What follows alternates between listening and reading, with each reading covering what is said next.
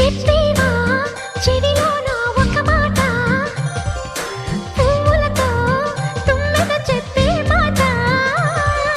నీ చిరునవ్వు సాక్షిగా తాజ్ మహల్ నాదట, నీ పెదవంచు సాక్షిగా షాజహాను నేనట. నీ తీయని ప్రేమకి నా పెదవే నజరానా, నీ బయటకి నేనిక బానిసనే నెరజానా. అనంతాల ఆత్మ నీవై చేరుకున్న వేళలో, కోకలు కట్టిన కోయిలా కమ్మని కౌగిలియవే.